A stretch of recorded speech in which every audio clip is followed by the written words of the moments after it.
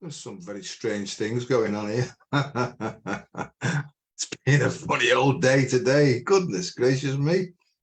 So it says here that the meeting is now being streamed live stream.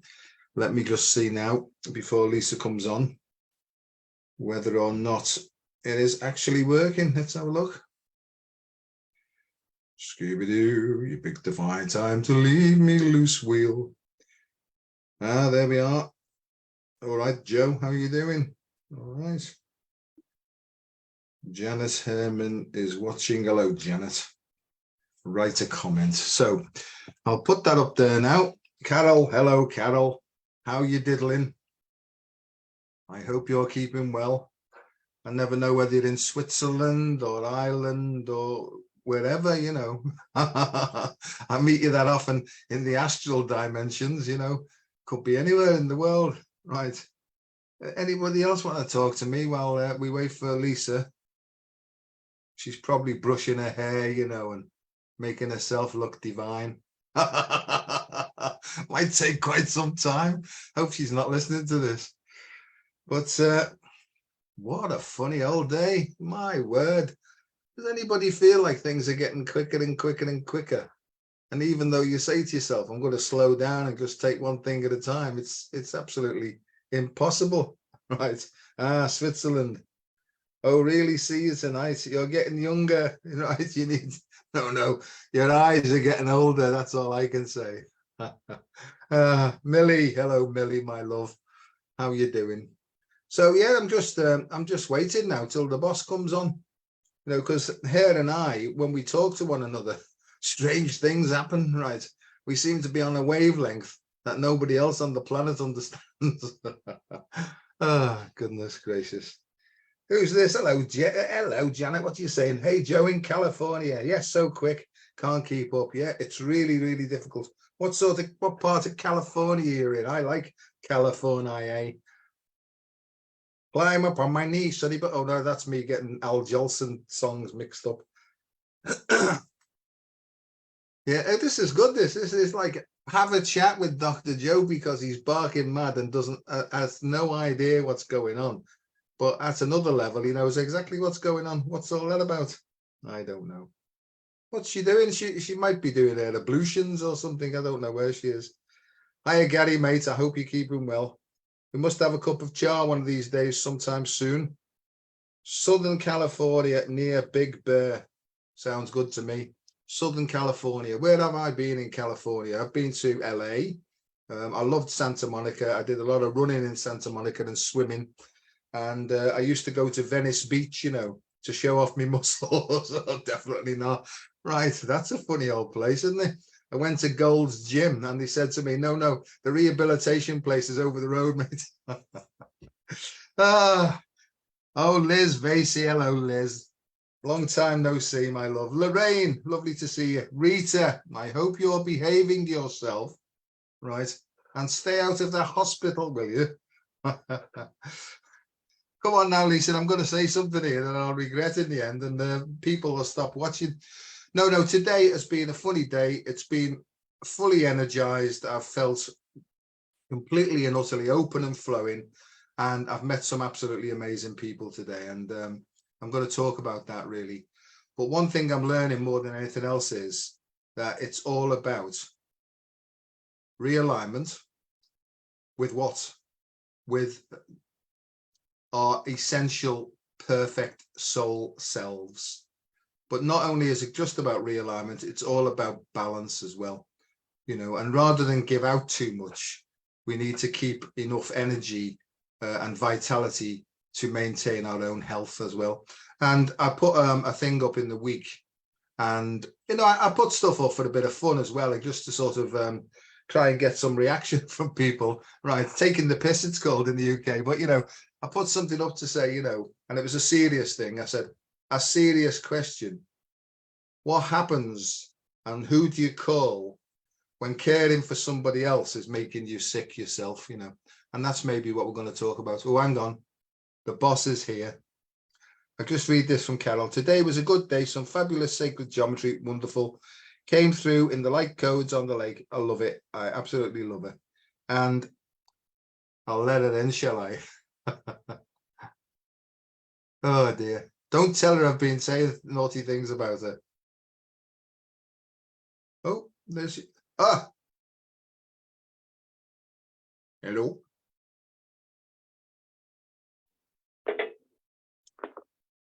Hello, Bev, my love. And I've had the best day too. Who knows what it's all about, Bev? Because I don't know. We have to sort of feel our way through it. Oh, look, there she is, the Fanta Queen. Right. There's RNG. Oh no, that was Jaffa Cakes, wasn't it? There's RNG. Right. Oh, really mocking my new top. I got that today. I'm not mocking at all. I'm just casting pleasurable assertions. Can you see me if I turn around that way? So apparently that colour is aligned with the solar plexus chakra, right? All to do with your digestive system, you know, and things like that. Yeah. Guess where I've just been? What did you say? I said, guess where I've just been? Oh, have you? Have you? Yeah. Yeah, funny that, isn't it? Funnily enough, every time I think it, anyway, no, that's not, no, let's not say that. So how are you, Lisa Marie? Let's be formal now. Oh, hello. How are you keeping? Namaste. Oh, very well. Namaste.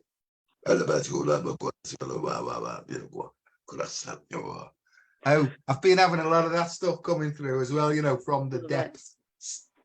And maybe we can talk about that, because I think that that's something to do with dragon speak. Yeah. And I keep getting this name, Uther Pen Dragon. I know you do. So you'll have to explain, because you're into all this sort of stuff, you know, aren't you? I don't know. I mean, I only really heard about him through you, because I get the Arthur and Guinevere and Merlin stuff. Yeah, and you know, up till the last few months, that's never ever bothered me or introduced itself to me and stuff, you know. But I don't know about you, but things just appear in my mind, and I think, I wonder where that came from. Where's that come from? And then I have to sort of go and do some research, and I think, oh, that's funny. I've been thinking about that for a while now, you know. Yeah. But I was just saying to the chaps, you know, while I was waiting for you to finish your ablutions, you know, and get your hair done, right? I was just saying how important I'm being shown that balance is a healthy balance. And you and I have talked about this, you know, is not giving too much away and managing our energy. Now, and it's all very well for people to say, because I'm not in that position yet, oh, when you're working directly from source, you have an abundance of energy and you never get tired. Well, I do, in comparison to lots of people, although I mustn't compare, but I do. I do have a lot of energy for an owl fella, you know what I mean? You do. But sometimes I get absolutely and utterly knackered, right? Yeah. So I've realized now that unless I take time out to recover, to rest and recuperate, then I just start to become a burden to the people around me.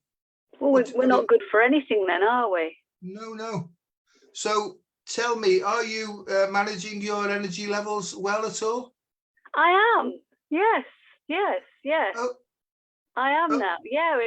I just get, you know, every now and again I'll get a little flapping going, oh shit, this is a lot, you know, because I say yes to a lot of things, and then afterwards I go, oh, actually maybe it is a bit too much, so I just rein it in a bit. And actually it's perfectly fine, because the people we work with are all marvelous and just get it.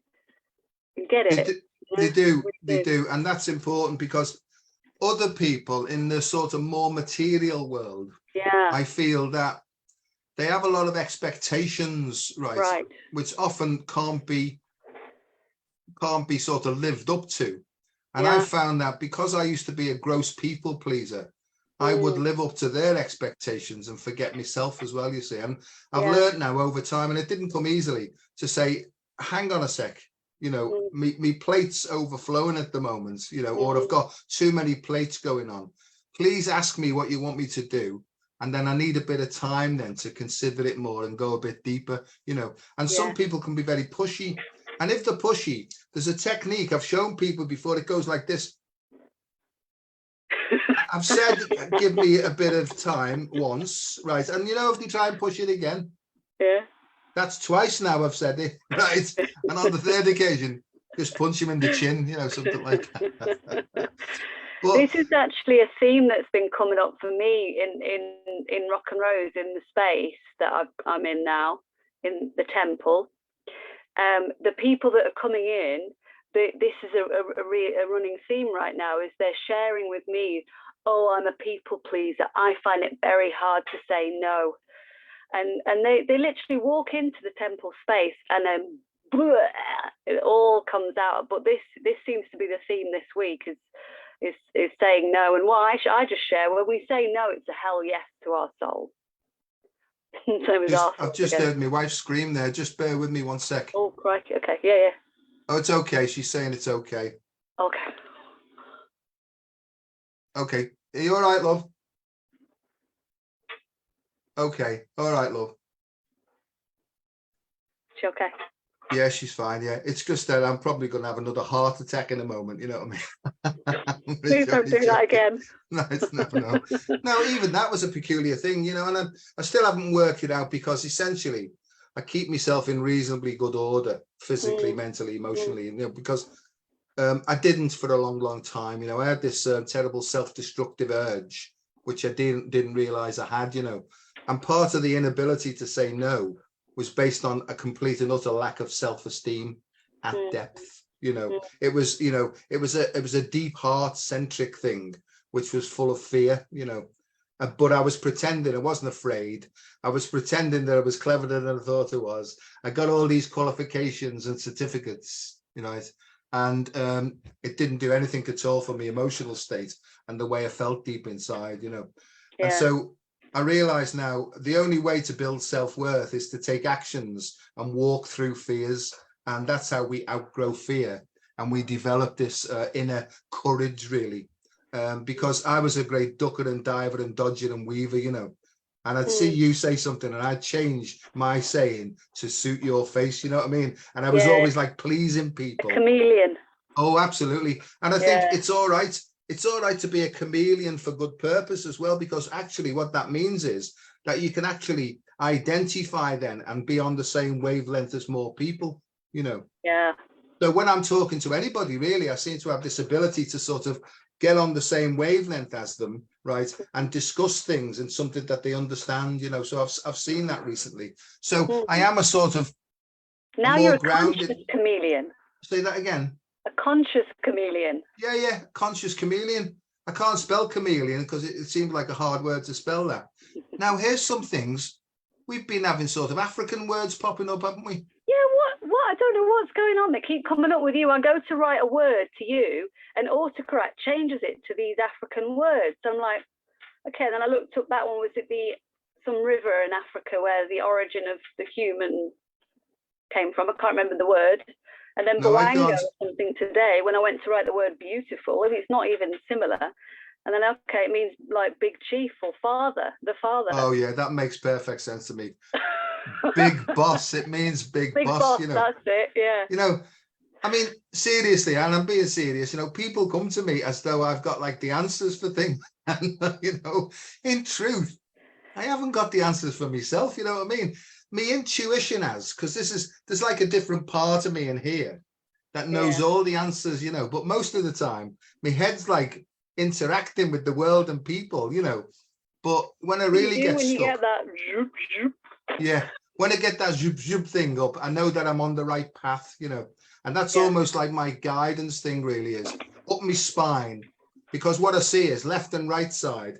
If you're working from this energy that goes up and down the spine, and it's connected to both heaven and earth, and there's a good free flow, what happens is both the sides, the bipolarity balances in the middle. But you need to be heart-centered in order to get this middle way, really, because they call this, I mean, I do things called middle pillar exercises, really, where I sort of draw upon the energy from the center of the earth, you know, Mother Earth, you know, and I use a sort of golden light to come up and fill me up to my lower heart. And then I bring another silver light in, which comes in from the cosmos or the Father, you know. I get them to sort of mix together in the heart, you know, the great melting pot of the heart. And then it almost like brings the solution. Now, that's the way I do it. right? But that's based upon trying, practicing all sorts of different techniques over the years. And that's the one that suits me. And I'm quite happy, you know. That's What lovely. do you do? Or do you just turn up and be perfect straight away? Yeah, I'm just that good. I know that. As soon as I clapped eyes on you, I thought, my God, I'm in the presence of a deluded of a deluded person like myself. Yeah, perfect mirror. No, I do you know what? Sorry, darling. When I studied forest bathing years ago, and they talk about this in forest bathing. Obviously, all the trees have these amazing compounds that they release that actually are known to reduce our stress and all that. But they also talk about the act of walking and using both sides to the left and right side. And when you're getting them in the nice rhythm, that's when you bring balance back. So it's the same sort of thing, I think, isn't it? Perfect. And treat forest bathing. Pardon? Forest bathing. I mean, nothing beats that for me to bring me back to my centre. Well, I do that as well, and I do hug trees because I feel it helps me. And what happens to me is when I've got a particular tree, I think I've said to you before, it's a great big pine tree. It's massive, you know what I mean? And I love the smell of it. But when I put my arms around it, it's like this central pillar opens up, and I get a really big full breath then, you know. And all this, it's almost like all the shit's taken out. This is a technical word, shit, for stuff that's been compressed and kept hold of, right? But it just, I do it, you know, Lisa, because it makes me feel better. Feel good. And that's it. It makes me feel good.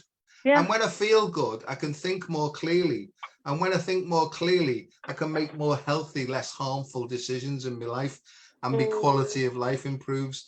And it's become that simple, really, to me. It is. You know? I just had it with Dan because Dan was feeling just a little bit, you know, unsteady. And I said, go and plant your bare feet on the earth because we're literally in a field in Hull right now. Right. And he did. He just got his feet on the earth. It was like minutes, wasn't it? Yeah, a few minutes, and he felt back to normal again. Back to normal. How does he know what normal is? Dan's normal is very calm. Very calm. Yeah. Well, I saw the thing yesterday. It was about somebody with a sort of electric meter, and he had his training shoes on, right? And he was in the forest, and he connected it to his training shoe, and there was a slight deviation of increased energy. He took his shoes off, right? And he was touching the soil then, right? And it went right off the scale as well then. So perfect sort of scientific credibility really behind what's actually happening. And that's why people, when I say to people grounded, they say, what do you mean? I've got my feet on the ground. And I don't mean that. I mean energetic connection. It's almost like the internal meridian system has got to work through the skin and connect. So it's energetic connection, not particularly physical connection. Although, you know, you can obviously have physical connection, but it's what's going on in the more subtle, invisible realms that's important. Got no idea what I'm talking about, have you? Yeah, I do. Oh, yeah, because I'm seeing it again with the people that are coming in to see me. There's a lot of people. I mean, I thought I was very ungrounded, but definitely now I live literally in the trees and I work in the trees, amongst the trees. The people that come into the temple, you know, there's a lot of people whose their nervous system, you can tell, it's like shot to fuck. Yeah. It is really all over the place, and they sort of gently walk in. They start whispering, and then within minutes, all this stuff's coming out of them, and they get really giddy and excited, and you know, and it's like, I don't know what's going on, but it's really powerful, that space, really, really powerful. So the grounding, it's a big one. It's the ancient Hebrew belief of we live in the 1% world, but there's 99% going on in the invisible realms, of which most people have got no idea whatsoever, you know, but are becoming more and more aware now of these subtle vibrations that are influencing them, you know.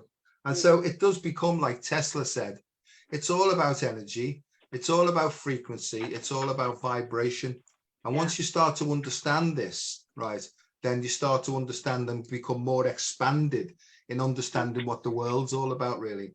You said, you know, you live in the trees, and I got orange utan. I've been using that emoji to sign off as me in the past few days. Oh, there you go then. Orangutan means the old man of the forest, doesn't he? Or the old woman of the Ah, forest, yeah. yeah. Who knows, because I don't like to go and search for something and fit the feelings in that I'm getting. I don't like it that way around. I used to do that all the time, try to make things fit. But what happens now is things pop in that fit immediately, so there's no effort in it really, And if I get things like, all this stuff that's going on, like the Grail line and the Rose line and all that. I mean, the people I talk to, for some reason, they seem to have had the same sort of visions, if you like, most of their life, like I get, So to me, it's a consciousness stream that we're on. And and there's a purpose attached to the consciousness stream that basically sort of informs us all the time, And I had that thing about Mary Magdalene and Mother Mary and Our Lady. I've had that thing all my life since I was a child, just the connection with it, And where it's taken me to is all sorts of places in my mind, right? Ancient Egypt, the Essenes, even as far as the Dogon tribe in Africa. I've mentioned this before. So back to Africa again. But then it took me into ancient Egypt and Isis and Osiris then, and I didn't know anything about these things. And then it brought me to a medicine man called Imhotep. And Imhotep was he was the precursor of Hippocrates. So it was really Imhotep who's the father of medicine, not Hippocrates, you see. And so I've searched and I've looked for all these things. And apparently Imhotep was a polymath, meaning he was like quite good at all sorts of different things. But he was an architect, he was a healer, he was a sound engineer, and he understood medicine. And apparently there's a papyrus, an Edwin Smith papyrus. They think it's written by Imhotep, and it was really the first medical encyclopedia, So they're the things. And the other thing is Saint Aloysius as well. That's my confirmation name. Yeah. And he was also a healer as well, Was he? Yeah. So it's almost as if, even from an early age, that I was set up to do that. Almost as if, Lisa, that there's such a thing as a soul contract and a soul purpose. Can you imagine? Imagine that. Don't have to imagine. You can just feel it. And I know I spent a lovely morning. I spent 3 hours this morning with somebody called Bev Williams, who I think you've just become my friend, or vice versa. She really made me smile today. Well, do you know, I put your site up, and you know that one with all those people with the bums and the thing coming out of the bums, the lights coming out of the bum. She just burst out laughing, and she just said, "Here's somebody with my sense of humor." And I said, "No, with our sense of humor." Right. Yeah. So the point I'm trying to say is, Bev Williams has got a place there, that she's just got hold of, and it's absolutely brilliant. It's full of potential. It's right along the same lines that we're working on, regarding that it's the children of the earth now that are going to bring through the information we need to put into action as adults, so it's child-centric. Now, Bev works, she's got a son called AJ, who's a severely handicapped child, and we talked at depth about soul's purposes and what does it all mean, and stuff like that, But what I was getting to is, that phrase we use often, if you want something done, ask a busy person, right? Well, I've never known anybody as busy as Bev, you know what I mean? Yeah. Because I don't know, I mean, she's obviously getting loads of energy from the divine, you know what I mean? Yeah. Because she's like a bloody powerhouse, and as quick as hell in there, as quick, rapid. Because we were having one of these conversations, it was, when you're with somebody for 3 hours, but it feels like 3 minutes. 5 minutes, yeah. Well, it was one of those conversations. And I have a feeling that these similar places are all popping up now all over the globe. Yeah, because we're all getting the same information, aren't we?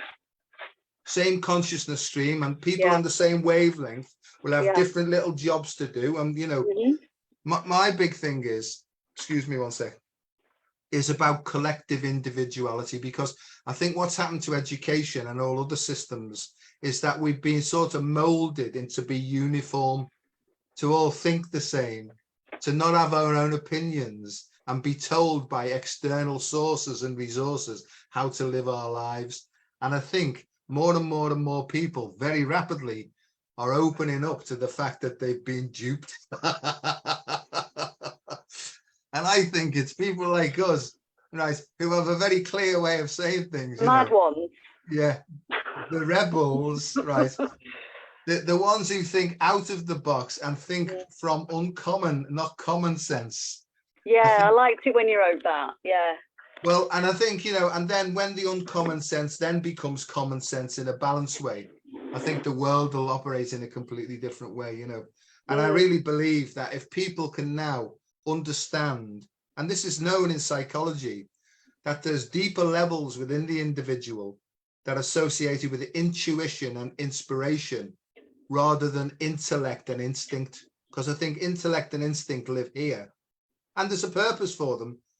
But when we go deeper, we sort of go higher in our thinking, the vibration increases, and we get an expanded consciousness.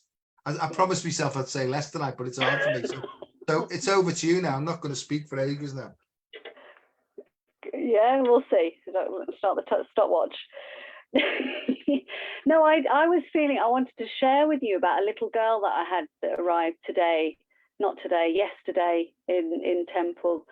She came in with her dad, and he was there on his own, single dad, two little girls, and he said, "We're here for the potions." And I said, "You have to book in, like God, it's not a drop-in potion clinic."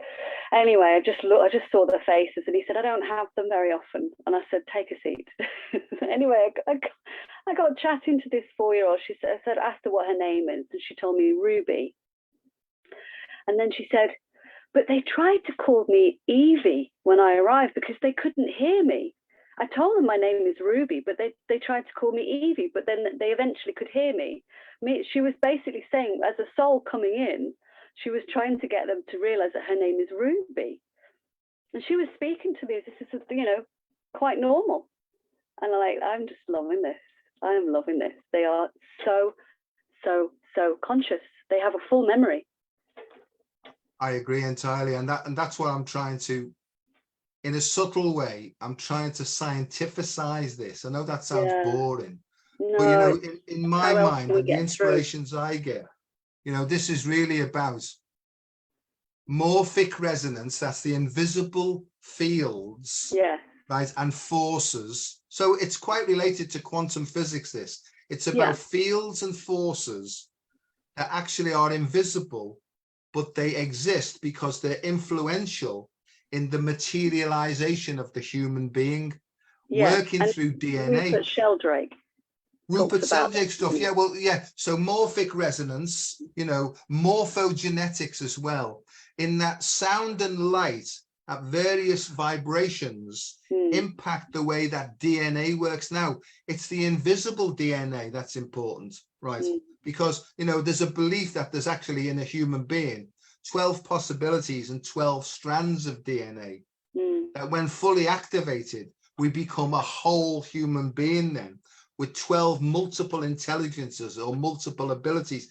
I think that's what's coming online. And this is happening now because of this great big wave of consciousness that's coming in now from the galaxies, from the great central sun, and all about portals and gatekeepers and stuff in that. Now, people used to try and tell me about this, and I'd be thinking, for fucking what are they going on about? I thought they were nutty, Until, these things started to happen to me, and I thought, oh my God, these nut jobs that I've been listening to and discarding over years, they're not crackers. They're actually futuristic thinkers and feelers, right? And suddenly you can understand everything they say. Perfectly. Yeah. See, I can almost talk to anybody now and see all the links that connect things, you see. Yeah. And so how do you know that it's happening? Because it's about feelings. But most people are so distracted away from their body and their feelings that they miss out on these subtle cues and this subtle information that's trying to guide them from their deeper selves, and psychology, depth psychology and Jungian and Freudian psychology, they had some sort of a handle on this. But I think that this now goes beyond psychology into true spirituality. And to me, spirituality, for me, has got nothing to do with religion. It's got a lot to do with religiousness, but it's got nothing to do with religion. and it's not trying to pour anything down my throat. It's allowing stuff to emerge of its own accord, and that's what brings the information through. And that's what I'm trying to help people to do, you know. Yeah. See, I come from the opposite end for you, from that you do, because I don't read any books. I'm not academic. I left school as soon as I could to go, because I just wanted to be with the trees. So I don't read any of this, and so that's why I know that the stuff that comes through me is just come through me, or through from wherever. And it is, you know, I'm not being, I choose not to be, I've just started now, but when I was preparing to open the school and I do the magic classes, that was all being overlit by Merlin. I'm being guided by Merlin. And, you know, friends say, oh, have you seen Harry Potter? I said, no, I've not seen any Harry Potter. And they couldn't believe it, because it's a lot of the stuff is the same stuff. But I prefer it that way. I don't want to be influenced by anything else. I want it to come through as pure as possible. No, and I agree. And it makes perfect sense that you and I are sort of like linked up, right? Because you're coming from that direction, I'm coming from this. And what's actually happened is, I believe that we have to be in both worlds at the same time, people like ourselves, you know, with a foot in both camps, sharing information. Because I spent so much time learning about biomedicine and medicine and stuff like that.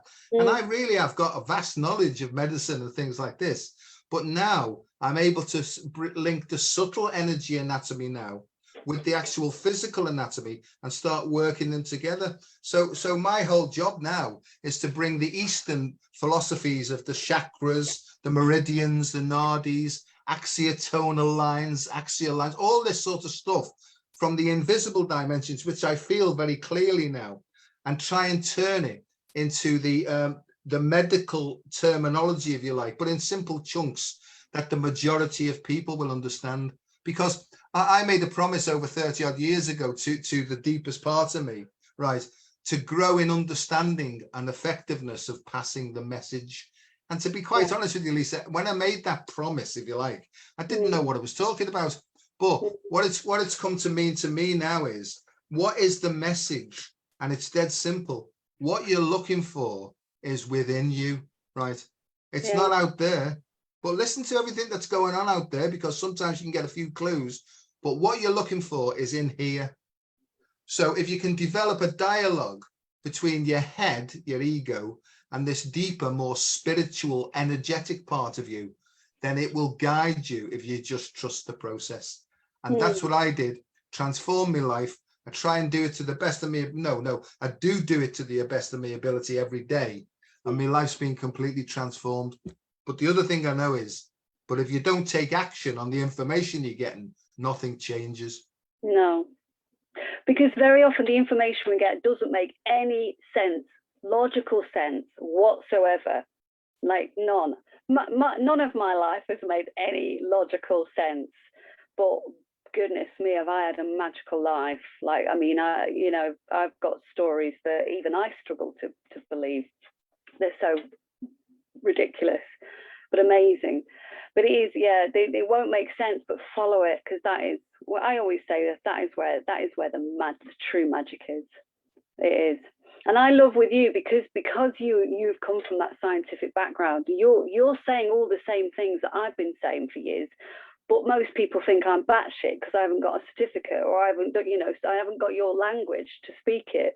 I just speak it, and I'm like, I don't really know, but I just know this is, like years ago, I was getting information about the hippocampus, and I was trying to explain to friends of mine at the time, like, because it's Greek for seahorse, isn't it?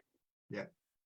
And I'm trying to explain. I've been shown about the seahorse that is very, very, very deeply connected to the human. And of course they're then hitting Google and they can't find anything to do with that. And I'm like, but where's this coming from? Where's this information coming from? And I only realized later that I was being shown about the hippocampus. Now, maybe you can tell us what the hippocampus is and does. Yeah, it's probably to do with the shape, because the midbrain, that contains most of the information regarding long-term memory and patterns from the past. Right. So there'll be our personal unconscious. But then through the DNA strands that it's connected to, it will go back then to our ancestral memories then, and whether that was other in the past or whether it was other links, or it doesn't matter.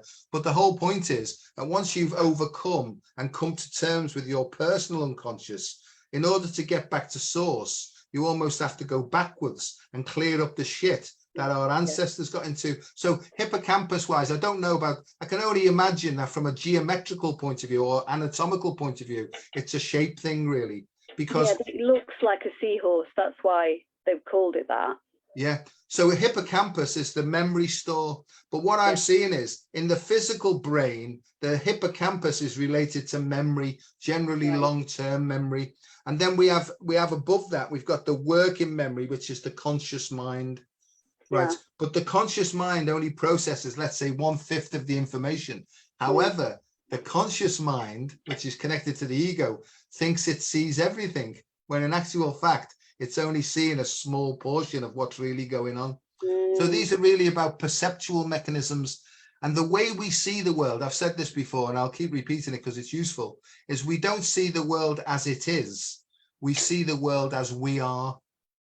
And that means on the patterns that we've got laid down, the conditions and the programs within us. So basically, whether we like it or not, and this is what I discovered, we're basically programmed automatons, and we've been programmed into something called slavedom for a purpose. It's for a purpose, and unscrupulous and nefarious forces, far more intelligent than us, right, have like manipulated us because of our naivety, our stupidity, and a lot of pride as well, right, into the situation that we're in now. And as this new great big tide of truth, they call it the truth vibration, as this great awakening tide that comes in, it's sweeping away the filters of our perception. And people are going, hang on a second, something doesn't smell right here. Yeah. All their senses, something smells fishy, right? You know, this isn't to my taste anymore. So people's tastes are changing. Literally, people are eating stuff and they're going, oh, this tastes like shit. My favorite food doesn't taste the same anymore. And that's because conditioned tastes are being washed away to leave you with your natural tastes. To allow you to see. Clairvoyance just simply means clear-sightedness. You'll start to hear things in a different way and pick up subtle tones. And from those subtle tones, you'll be able to tell whether somebody's telling you the truth or not, right? So our 5 senses are being restored, right, to the perfect vibrations. They will still be different from other people's because these are our personal soul vibrations. Do you see what I mean? Yeah. So we'll all see things slightly differently still, only be able to, because we'll get a perception. How do you see things, Joe? Well, I'm seeing it like this. What about you, Lisa? Well, similar, but I'm seeing it from a slightly different angle here. That's how we need to communicate with each other, to be open and honest enough to say how we see it, to say what we feel, and to just be honest about it, not holding anything back. I honestly believe that that's the way forward, because I think from a telepathic point of view that's coming up and opening up, you won't be able to blag anybody anyway, because they'll just be able to tell. All of it.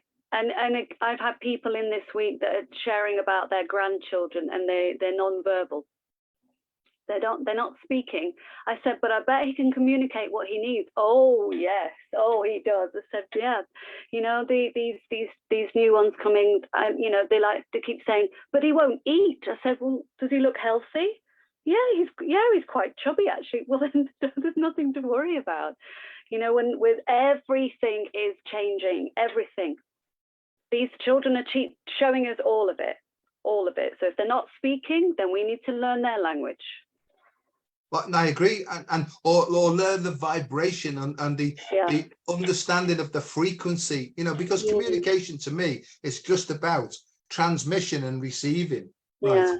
And when you're on the same wavelength, there's an uninterrupted communication then.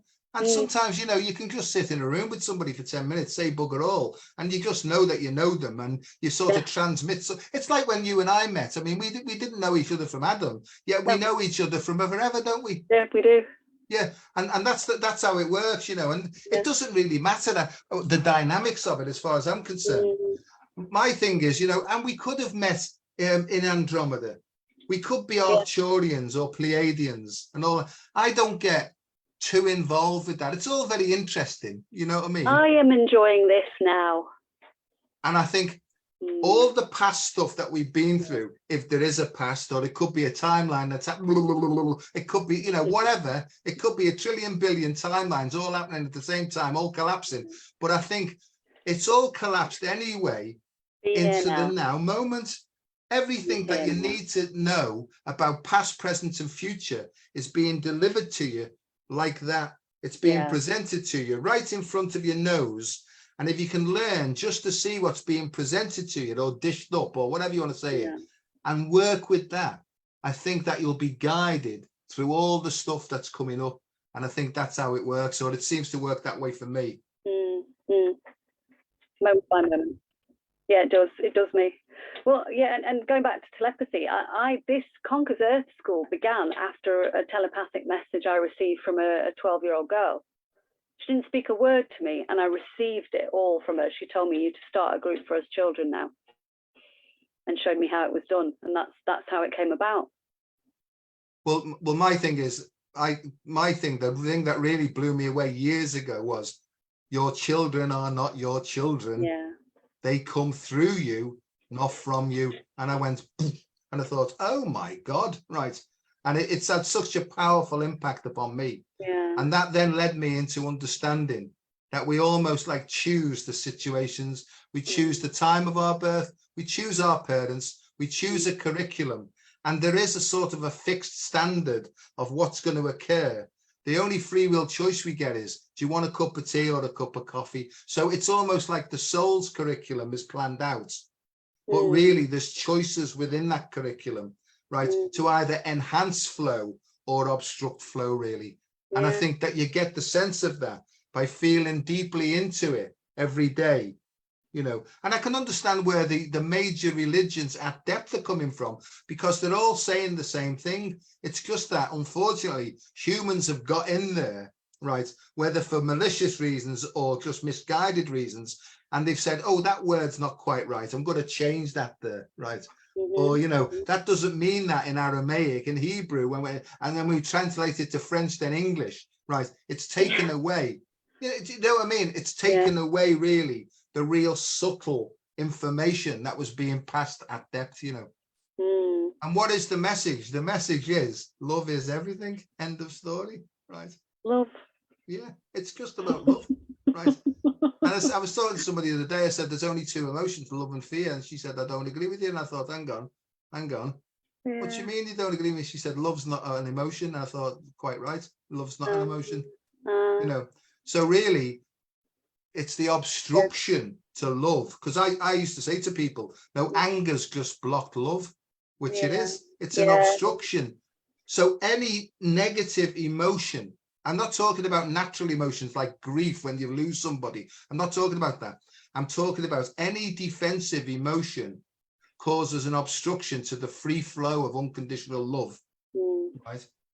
And that's what causes the pain. It's just the obstruction and the misunderstanding. And I think if people can start to understand that when they've got a negative emotional reaction, right, it's the ego that's under threat. And so really, it's understanding why the ego's frightened, right?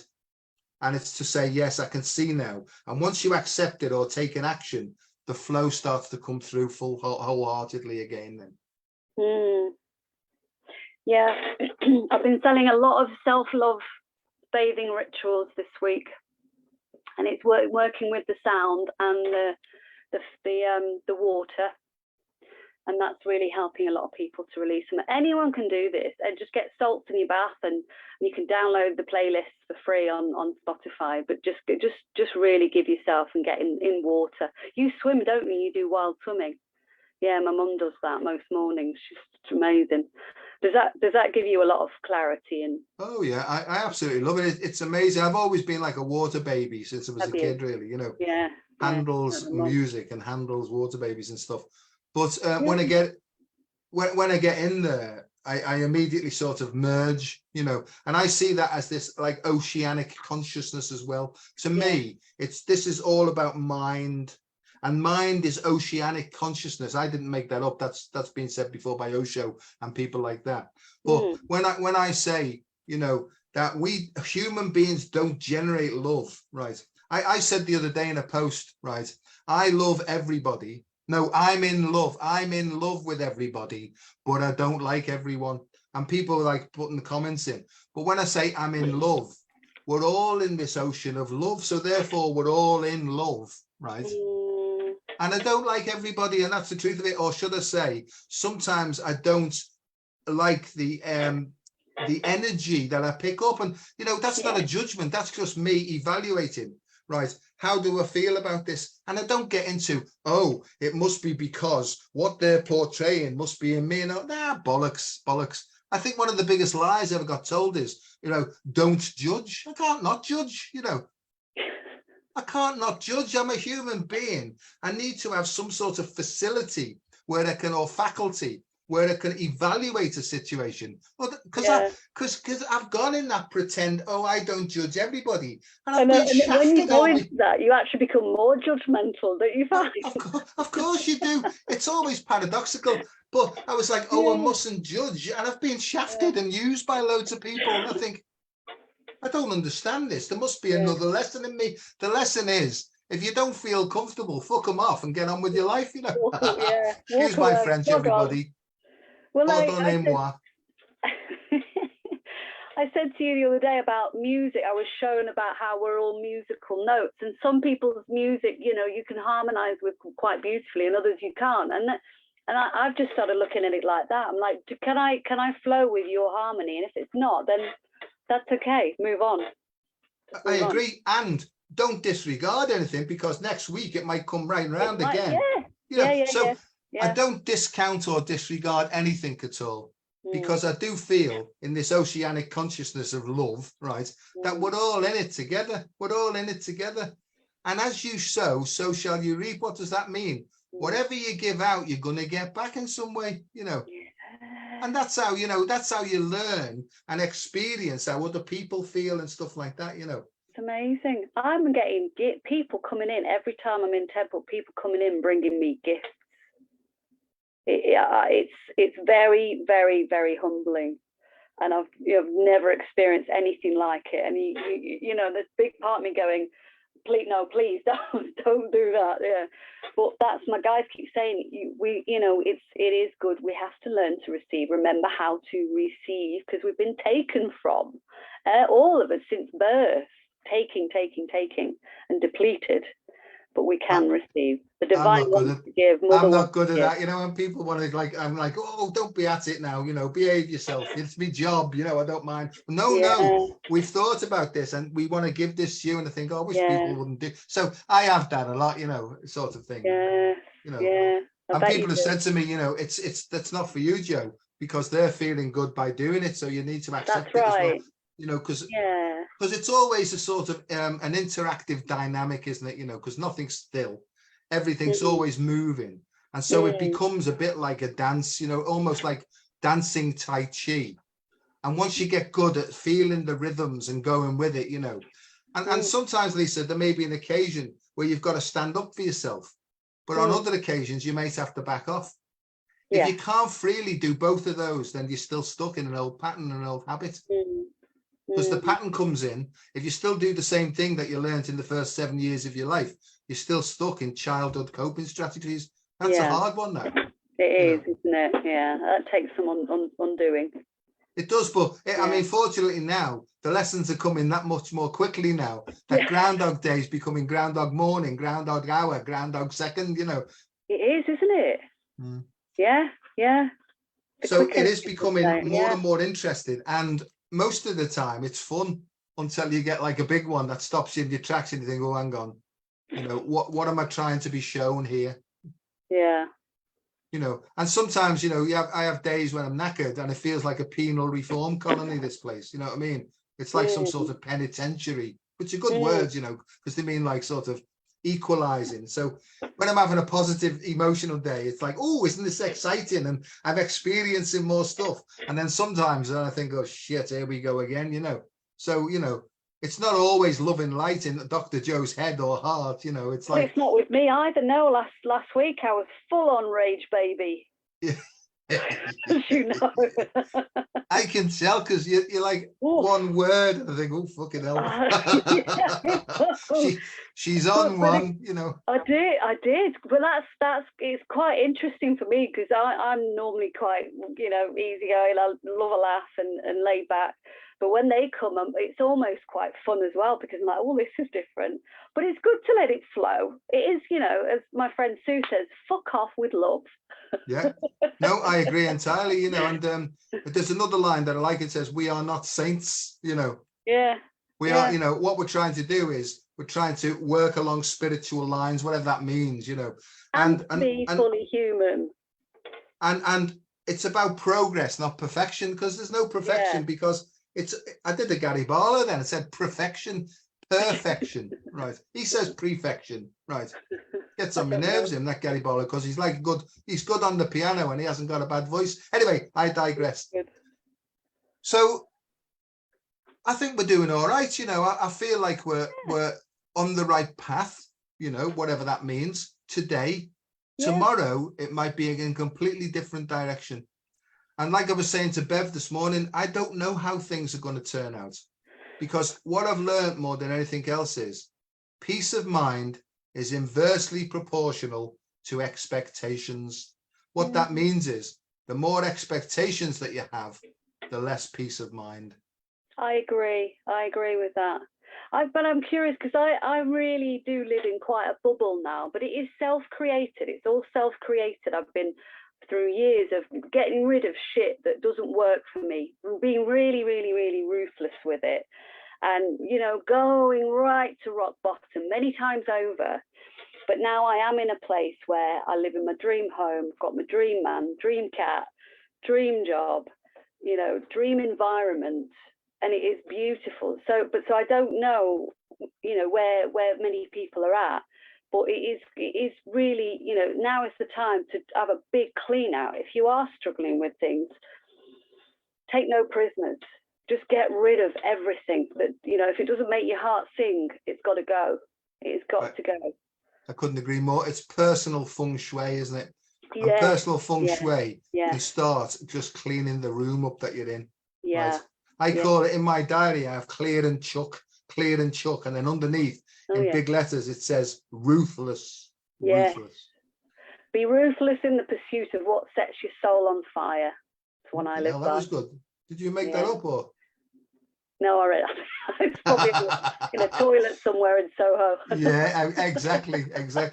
But it's true. It's ruthlessness, and it's awesome, and it's real, you know. And I think the way that the world's set up at the moment, more and more people are beginning to see that natural is best, real is best, raw is best, honesty is best, truth is best. Honesty. I have so many people, like they tell me about, oh, I've got to go and see this person, and I'm going to, well, do you have to go and see these people? Well, you know, they'll get upset if I don't. Well, that's not your problem, is it? It's not your problem. And they're exhausted, they're depleted because they're constantly giving from an empty cup. Oh, I just wish I could scoop them all up and cuddle them until they cry and let it all out, and then but I'm the same, you know. I'm like the father figure, savior type person. I can't help it, you know. But I've realised that, okay, part of my job's that, but not overplaying it, you see, because what happens then is the father protector type thing becomes the controller. Then I can see clearly how that happens, you know. Okay. And then I get into, I know what you should be doing, and the truth of it is, I don't, and that's the honest to God truth. I don't know what's coming up for you, right? I don't know what's coming up for me. So therefore, why don't we just play it a day at a time, try and enjoy ourselves as much as we can, and tomorrow do the same thing again? Yeah. You know, because tomorrow you might go your different way and we may never see each other again. I don't think that that's true, but I feel, and we'd have to just accept that, you know, if we're being guided by this force from within, or this overseeing force, then when you trust it, you've got to go and understand that it's got its best intentions for you personally, but also for everybody else then. And sometimes when you keep jumping into so-called help people, you may be hindering their own growing up process as well. Well, but you can become the enabler, can't you, of the victim? And well, I think it's over the years many times, but now, no, I don't. If somebody comes to me, you know, and they're looking for a bit of guidance or just to offload, that's fine. But if they keep coming back round again and again with the same stuff, then I go, okay, you know, I've given you the tools, and then. But I agree, because I say, don't ask me, because if you do what I tell you to do and it doesn't work, you're going to blame me then, and you're not taking responsibility for yourself. Yeah. And then you'll say, I wouldn't go to him because he's a knobhead and he told me to do this, and look what's happened now. Me darling love has left me. You know, thinking, you know? So I've learned, right, as best I can. But if somebody asks me, what would you do in this situation? I'd say, if you want the honest answer, I'll tell you what I would do, but I'm not suggesting that you should do it, right? Because when I was in this situation, this is what I did, right? I said, but you might have to do exactly the opposite thing, because I do not know what your soul's purpose or progress is all about, you know. And I'm really honest about that now, you know. And yeah. And I actually don't go anywhere near. People tell me they're a healer and they're going around healing people. I'm like, nah. This is just how I feel. I'm not knocking people that do, but this is where I am with my journey now. If people come to me and say, "Are you a healer? Can you heal me?" I'm like, I can guide you and I can share tools with you that you can use yourself, but I'm not going to heal you. You know, that's your job. Well, funny you should say that, because I'm an energy practitioner, not a healer, because healing happens from within the individual. But I can show them with various techniques how to get in touch with their soul's energy. And then I'll say, hang on, there's a responsibility comes with this, because as your heart opens and your souls comes through, it will push up stuff that you need to look at, right? Yeah. And because sometimes people come along, I show them, their heart opens and stuff like that. They feel temporarily sort of free, right? Yeah. But then the next day or two, they've got all sorts of shit keeps flowing up. And I'll say, hang on a sec, hang on. No, I didn't do that to you. What's actually happened is you've opened up, right? Yeah. And this was the thing about drinking. Drinking is disinhibitory, you know, alcoholic drinking and sometimes drugs and stuff. And what it does is it opens up Pandora's box in an uncontrolled way. Yeah. And all this repressed, suppressed emotion comes up and causes chaos, but it's freeing, you see. So people get addicted to the feeling of freedom that it gives them. Yeah. But they misunderstand that they've repressed through their actions. They've repressed stuff that they've been either too afraid or too ashamed to face full on, right? There's loads, isn't there, Lisa? There's loads of stuff, you know. There is. Dan and I were talking about that earlier, about the whole rave scene in the 90s. If you remember, you know, there's a big ecstasy craze, you know, and I dabbled, and it wasn't the raving I used to go for, it was the love that you felt in these spaces. Everyone loved everyone just it was beautiful, but that's what everyone was craving. Well, I was in a room once, right, and it was an enclosed room, and it smelled like, you know, when you burn leaves and stuff like that. The room was full of this. And some of it must have got up my nose in some way, right? And it went up my nose, and then suddenly the blue became bluier, right? And I felt suddenly I had this sort of overarching urge to eat. I felt as hungry as anything, you know. And I just looked around, and the music was boom, boom, boom. And I remember it was Depeche Mode. People are people. I thought, and I can remember this. I can remember thinking, that's right, they are. And why do people treat so badly, you know? And I was thinking, because I love everybody, you know. And I woke up the next day thinking, what the fuck was all that about? But yeah, I used to get myself into all sorts of strange situations. But the experiences, this is my view now, and this is just me talking. I do believe that cleanliness is next to godliness. And by cleanliness, I mean what we ingest, what we inhale, what we eat, all that does have an impact on the flow of this vital energy. And I think sometimes it's possible to get a feeling that's chemically induced that feels like freedom, but it's chemically induced. And if you don't have the chemicals, you can't get the thing. So it can be an indication of what's waiting for you. But my honest view is that you have to get there naturally in order to maintain it. So it's a stage by stage progression into expanding, but being more natural. And it's something that when you hit a stage, naturally, you can't go back anymore. See what I mean? You're at that stage and you can't drop then. You can consciously go back, but you've hit the stage naturally. So that's the level of progression of the soul that you're at then, really. I've got no idea why all that came out, but I'm sure it must mean something to somebody. Yeah, and we see our children are there, aren't they? Their levels of joy and the way they love, the way, you know, I have one little girl, she just sits next to me and she just strokes my elbow. She just, that's like her, like these little knobbly elbows, but she's just pure love, pure love. And I love that. And sometimes when I feel that, especially with the kids, I feel like crying my eyes out. Yeah. Right? Because there's like with me, there's an open, loving feeling, but there's also a deep, deep sadness that comes with it as well. Well, we've seen quite a lot, haven't we? Yeah, well, I think, well, you know, we have, and we've been through quite a lot as well, you know, purposely sort of picked, really. Yes. But I think more than anything else it's almost like the perfect place to be is in a place between happiness on the one hand and sort of sadness on the other side. It's almost like a balanced perspective that keeps you going, working towards complete freedom. You know, that's how I feel it. It's almost like having a sad smirk on your face, really, you know.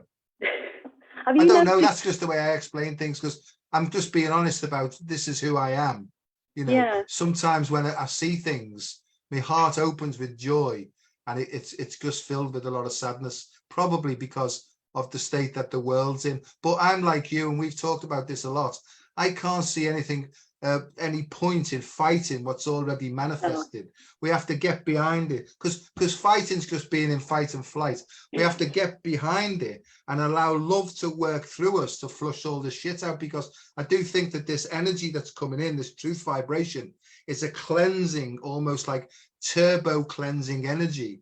That's like one of those turbo washers. So it's almost like getting in all the tubes now and pushing it forward now and allowing it to all dissipate now. And I think that's the way forward. I've said this to you before, you know, the infrastructure, right, is in place. It just needs to be filled with love now, and not any sort of material manipulations and things. Well, I am seeing it, that it is, you know, it's all this, the systems are being infiltrated from the inside out with the light.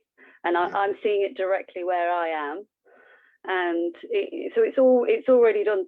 I agree. There's no need to fight anything. Just turn away and go, that's not my reality, and choose your reality. This is the point now. We choose. We don't need to play those games anymore. I agree. And we'll be looked after as well, because I mean, I get all the time is, son, you've got nothing to worry about. We're with you all the way.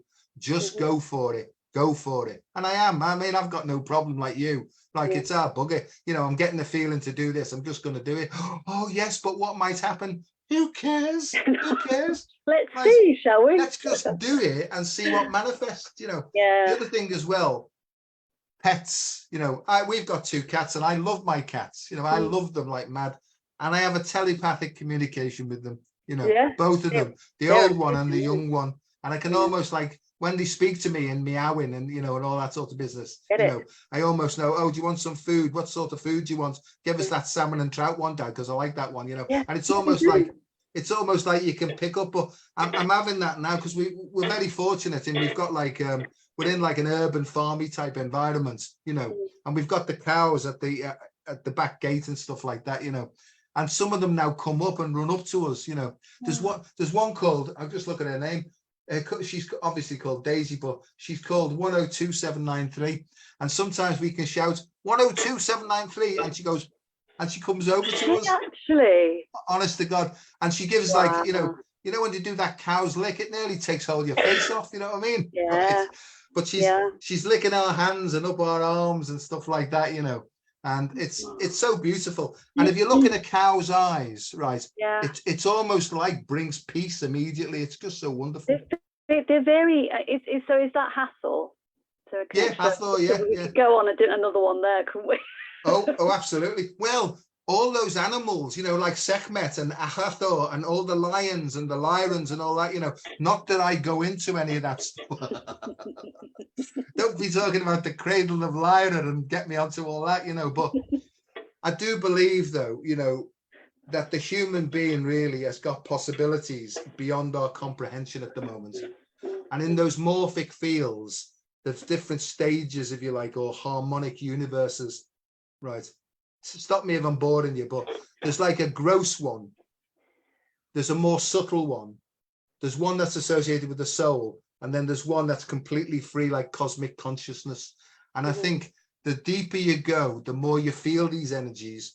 If you listen to them, they'll guide you to make the right choices, and your life will improve, and I think, we talk about Gaia, but I think Gaia is the soul consciousness. And if we can link into Mother Earth at the Gaia level, we get guided much more effectively, and stuff like that. Yeah, I heard years ago, which really resonated with Earth is an anagram of heart.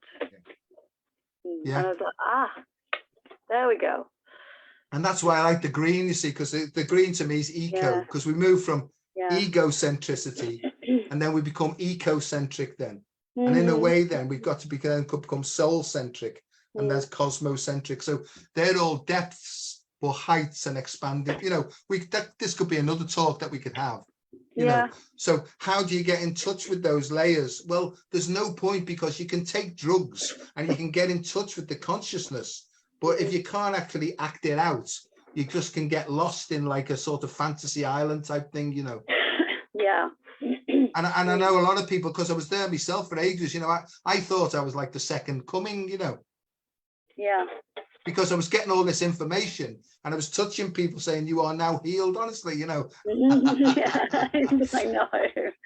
So I was in this like psychotic state thinking it was blessing everybody, and they're trying to get me back into the psychiatric department, But what I'm trying to say is, it's no problem having all this information coming in, as long as you can act upon it, because that's where the real reality is. Because we live in a 3D world, we've got to sort of take action in the field that we're planted in, really. In where we are, I agree. And I did years ago, I'd worked a bit with that ayahuasca. I did have done 7 journeys, because I thought it would heal me. But then you go and do this, and you tap into all of this information. And, I was properly sat with God and all of these things. And then you've got to come home and, put the dinner on and go back to work and try. And it was, there's no integration. As far as I know, maybe it exists now, but to go out to another country and go and tap into all these dimensions and then try and come back and be human again, I wouldn't recommend it. No, and I'm the same. I've literally had to go at everything on the planet, really. Because I was in an environment where we had the purest of pure stuff. Because I worked in the NHS, and we had to have all the pure stuff in order to do standards and blood samples and things. You see. So, you just can't help it, can you? You've got to have a try and see what happens, And on one occasion, I don't normally share this, but I'm going to. I injected myself with Russell Viper venom, right, to see what that would do. Well, it nearly saw me off, Lisa, for some reason. You know what I mean? I know, I asked you what it felt like. You said, I don't know. I woke up in intensive care. Woke up in intensive care. Oh, my God. I thought I was hardcore. Yeah, but no, it was just like spur of the moment. This might see me off because I've had enough of this, So that's the sort of clear-minded lunatic thinking that used to be with me, And I could tell people about all sorts of different things, like having a big black rat that used to sit with me and live with me and all that, And nobody else could see it, but it was as real as anything to me, And seeing hieroglyphics and wolves and everything, all these sorts of things. Yeah. Right. And then getting up and having a cup of tea thinking, it's a strange world, isn't it?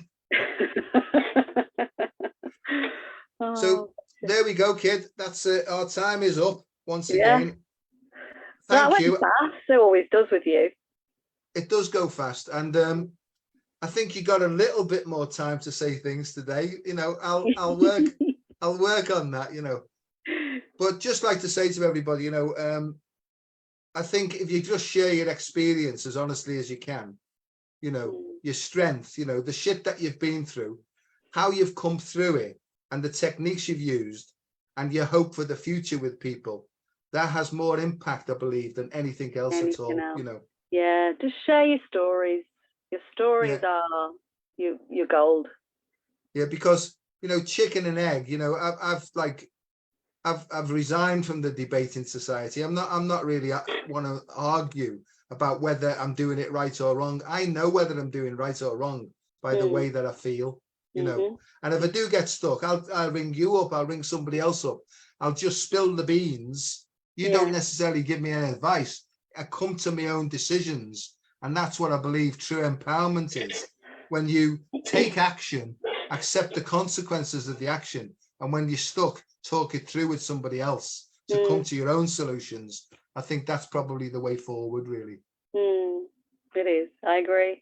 Like last week, I wrote you a message because I had a question. As soon as I wrote it, I got my answer.